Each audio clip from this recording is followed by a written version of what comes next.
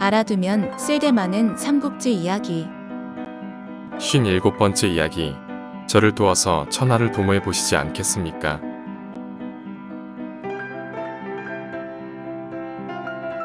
내가 한낱 촌놈인 제갈량을 죽이지 못한다면 어찌 이 원한을 풀겠소.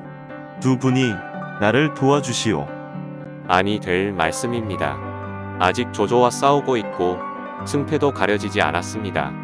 유현덕과 싸우는 동안 조조가 들이닥치면 어찌하시겠습니까? 유현덕은 조조와 친분이 있습니다.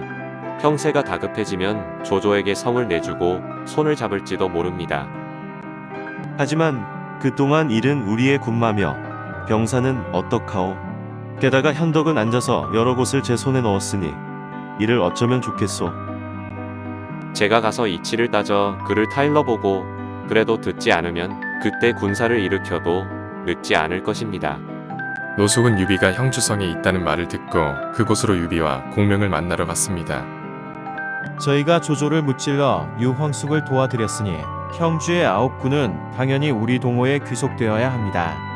황숙께서는 속임수로 형주와 양양을 취하셨으니 어찌 이치에 마땅하겠습니까? 형주와 양양 9군은 원래 유경승이 다스리던 곳이지 동호의 땅이 아닙니다.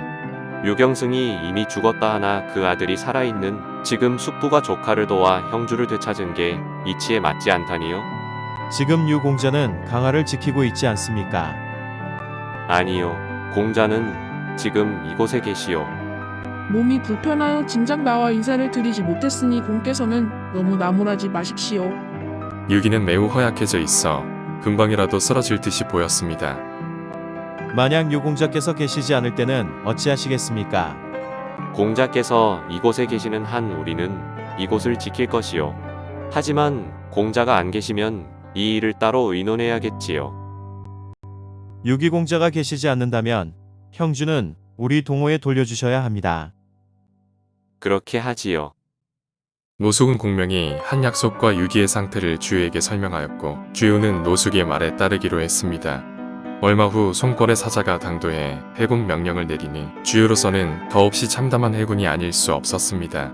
오나라와 조조가 싸우는 틈을 타 형주, 양양 남구를 얻은 유비는 이적에게서 소개받은 백리마랭의 권고에 따라 무릉, 장사, 계양, 영릉의 네 군을 거두기로 마음먹었습니다. 건한 13년 겨울 유비는 군사 1만 5천을 이끌고 가서 영릉을 쉽게 손에 넣었습니다. 흰, 백, 눈썹, 미. 백미는 중국 총나라 마량의 5형제 중 흰 눈썹이 섞인 양의 재주가 가장 뛰어나다는 데서 온 말로 여럿 중에서 가장 뛰어난 사람이나 물건을 이르는 말입니다. 두 번째로 계양을 치기로 한 유비와 공명은 조저릉에게 군사 3천을 내주었고 조저릉의 활약으로 계양도 유비의 손에 들어오게 되었습니다. 이에 질세라 장비도 3천의 군마를 이끌고 무릉으로 가서 손쉽게 무릉을 손에 넣었습니다. 유비와 공명은 연이은 승전보에 크게 기뻐하였습니다. 고지여 관우로부터 편지가 왔는데 관우의 편지를 읽는 유비의 표정이 그리 밝지가 않았습니다. 운장이 마음에 걸려서 그러오. 온장은 빨리 공을 세워 조조를 놓아준 죄를 씻고 싶은 심정인데 그 기회가 사라질까봐 조바심이 나는 거겠지요. 그렇다면 관우에게 공을 세울 기회를 주면 되지 않습니까? 유비는 관우를 불러 장사정벌의 임무를 맡겼습니다. 장사는 지난번 두 고을과는 형세가 다를 것이요. 장사 태수 한여는 하잘것없는 사람이나 장사를 지켜온 뛰어난 장수가 있소. 남양 사람으로 황충이란 장수요.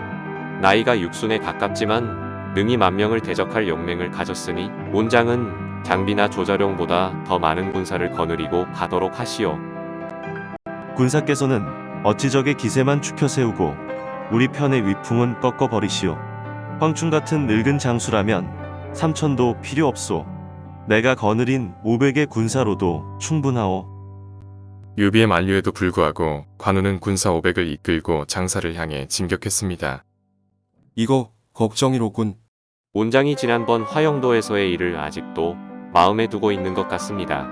황충을 가벼이 보다 낭패라도 당할지 모르니 주공께서 뒤를 받쳐주셨으면 합니다. 장사태수 한여는 본래 성질이 급하고 사람 죽이기를 가볍게 여겨 모두에게 미움을 받고 있었으나 늙은 장수 황충말을 믿고 그럭저럭 자리를 지켜가는 중이었습니다. 황충은 비록 육순에 가까운 나이였지만 쌀2섬을 들 수 있는 힘센 사람만이 시위를 당길 수 있다는 활을 사용하였으며 100번을 쏘면 100번 다 관역을 뚫을 정도였습니다. 황충공, 관우가 군사를 이끌고 장사로 쳐들어온다는데 어찌하면 좋겠소? 그 일이라면 연로하신 황 장군께서 애쓰실 필요 없습니다. 저 양령이 나가 관우를 산채로 묶어 오겠습니다. 이렇게 해서 한여는 양령을 대장으로 삼아 천여 명의 군사를 성 밖으로 내어 관우를 상대하게 했습니다. 그러나 양령은 관우에게 한 칼에 죽음을 맞게 됩니다. 양령이 단칼에 떨어지는 것을 본 군사들은 싸워보지도 못한 채 도망치기 시작했고 관우의 군사들은 성 밑까지 뒤쫓으며 마구 베었습니다. 한여는 양령이 관우의 한 칼에 쓰러졌다는 말에 놀라며 황급히 황충을 보내 싸우도록 했습니다. 드디어 맞붙은 관우와 황충 100여 합을 싸웠지만 승패가 가려지지 않자 이를 지켜보던 한여는 황충이 실수라도 할까봐 징을 울려 불러들였습니다. 100합이 넘도록 싸웠으나 전혀 흐트러짐이 없었다. 내일은 하도계로 유인했다가 단숨에 되돌아 그의 등을 베어버리리라. 다음 날 날이 밝자 관우와 황충은 성 앞에서 또다시 맞붙게 되었습니다. 양 진영에서는 서로 자기 편의 장수를 응원하기에 여념이 없었습니다. 50여 합을 서로 비슷하게 싸우던 중 관우가 갑자기 말머리를 돌려 달아나기 시작했습니다. 도망치던 관우가 말을 돌려 막 황충을 베려던 순간 관우를 추격하던 황충의 말이 돌부리에 걸려 황충은 말에서 떨어지게 됩니다. 내 말에서 떨어진 틈을 타 너를 죽이는 비겁한 짓은 하지 않겠다. 내 목을 잠시 붙여 둘 테니 말을 바꿔 타고 다시 나와 맞서도록 하여라. 장군은 백발백중을 자랑하는 명궁인데 어찌하여 그놈에게 활을 쏘지 않은 거요? 내일 다시 싸울 때 거짓으로 패한 척하고 도망치다가 적교 근처에 오면 쏘아볼 작정입니다. 관우의 아랭으로 목숨을 건진 황충은 고민에 빠지게 되었습니다. 다음 날 관우와 황충은 세 번째로 맞붙게 되었습니다. 이날의 싸움 역시 관우와 황충은 수십 합을 부딪히고도 승부를 낼 수가 없었습니다. 하지만 전날과는 달리 이번에는 황충이 말을 돌려 자신의 진영으로 달아나기 시작했습니다.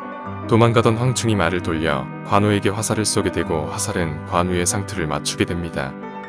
황충이 상투를 쏜 것은 실력이 없어서가 아니라 어제 내가 저를 죽이지 않은 은혜를 갚기 위함이다. 성으로 돌아온 황충에게 한여는 관우와 내통을 한 것이라며 황충의 목을 베라고 명령을 내리게 됩니다. 황충의 목을 베려고 할 때 위원이 나서게 됩니다. 황충 장군은 장사 땅을 지키는 기둥과도 같은 분이십니다. 황 장군을 죽이는 것은 백성들을 죽이는 것과 다름없습니다. 한여는 난폭하고 현명한 이를 가볍게 죽이고 선비를 함부로 대하니 힘을 합쳐 죽여야 합니다. 간악한 한여를 패고 어진 이를 모십시다. 하지만 황충은 차마 주인을 죽일 수 없어서 고개를 저었습니다. 위원은 장수들과 병사들을 선동하여 퇴수 한여의 목을 베어 관우에게 투항했습니다.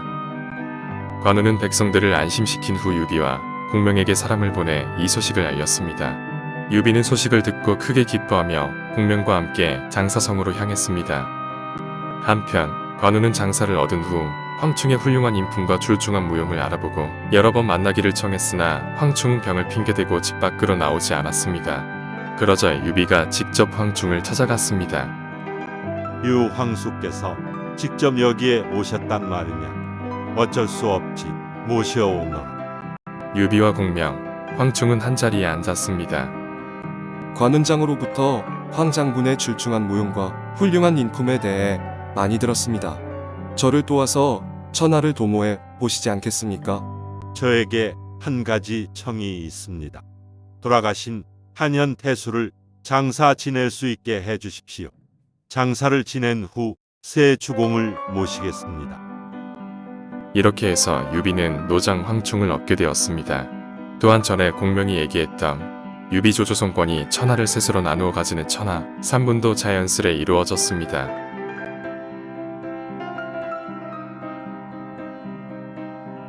여덟 번째 이야기.